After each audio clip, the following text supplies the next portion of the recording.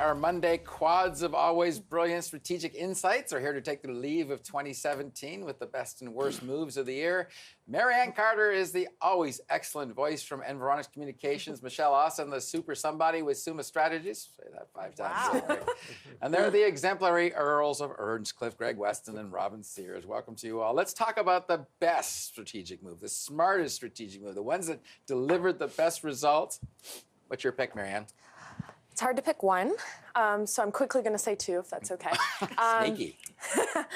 So the first one I would say is that may be overlooked is this government's commitment to Indigenous issues and working on their campaign promise on reconciliation. This is not an easy file, and seeing the Prime Minister give the formal apology a few weeks ago in Newfoundland is a perfect example of them continuing to work on that. The second one is their sort of like calm, cool, collected approach to negotiations with NAFTA, specifically working within the Trump administration.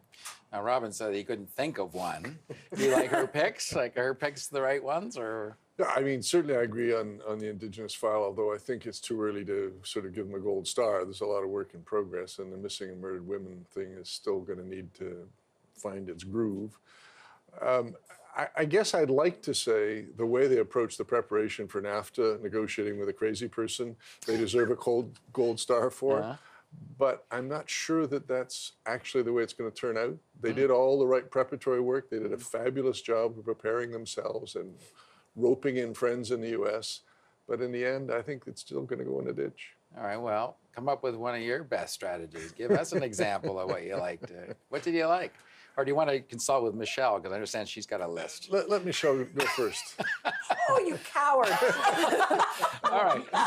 He came around on NAFTA in like 4 minutes. So that's The green room isn't supposed to come in here, but apparently there's a difference. Okay, give us a strategy. Well, so I'll give you two runners up on the Conservative side. I thought Jason Kenney was a great pick by you.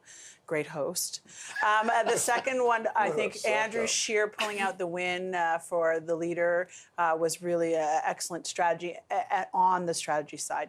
But I'd have to look big picture, I think, and what the Liberals are doing, running again, or still, I guess, from 2015 on values and virtue signaling, and the apologies and for the LGBTQ community to Indigenous people. Those kinds of approaches are really tough for Conservatives to deal with. They're soft, they're fuzzy, they're warm. They're not hard policies like small business tax reform. And I think the Conservatives are still struggling to deal with that kind of approach to politics. Boy, Kieran, let's keep the tape on that one. Michelle said something nice about the Liberals. Didn't say I liked it. I mean, I think that's an interesting point, though. How do you attack the Liberals from a strategic point of view? Because what they put up is kind of bulletproof from attack. Greg? Yes. I'm talking to you. You comment on Michelle's, and then I'll get your... Okay. No, you know what? It wasn't. I think the best overall strategy they've had this year has been Canada-U.S. relations. I mean, where do you start here? Justin Trudeau, Donald Trump, threatening to tear up the backbone of our trade agreement, our biggest trade agreement. What could possibly go wrong? Right. The answer, of course, is just about anything up to nuclear war with this guy. And I think the way that it has been played all the way from the Prime Minister, the Prime Minister's office, our ambassador in Washington, David McNaughton, who's been kind of playing the referee in this a little bit. All of the trade teams that have been working on this, it hasn't achieved anything yet, but with Trump at the helm, surely status quo is a win for them.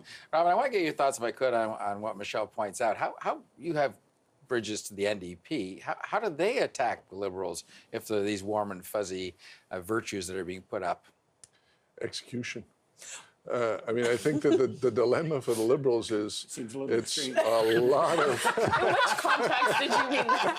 I was right with you, Greg. Oh, execution, not good. The difference between the claim and the delivery, you know, the Liberals' propensity for big announcements that don't produce big developments, I think cumulatively becomes a big problem. they're going to face in the next election from both the Tories and the NDP a long list of things that were promised and not done. Right.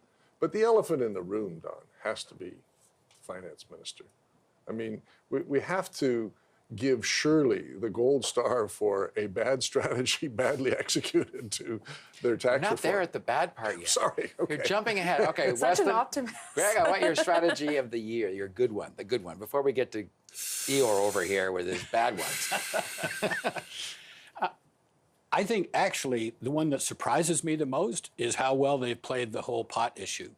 I think that the legalization of marijuana, I mean, who would have thought a year ago that you could bring this in, have a debate, have a discussion about it, actually introduce draft regulations, and we don't have people parading in the streets about this. It's like people are kind of sitting back, and yes, there's a bit of controversy going on.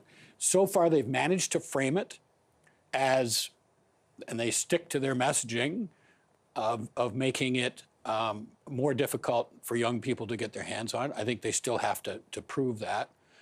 But just the fact that they're getting away with this and not taking a political hit on it, I think is probably their most masterful, certainly communications. Huh. Is pot a win, Marianne?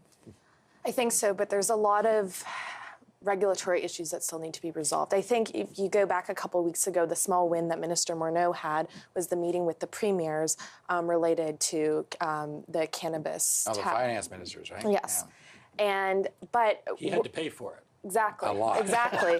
But we have 7 months, and my concern is legally how is this all going to pan out? I think Greg raises a good point in the sense of it is.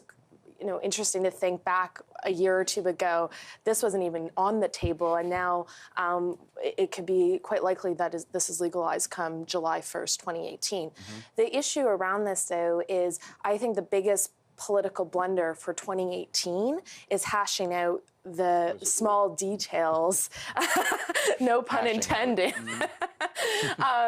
the details that come with, driving, health and safety issues, enforcement, right.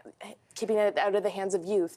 I don't think we've seen the last of the negativity around this. Speaking of negativity, you're not very happy with his strategic move of the year.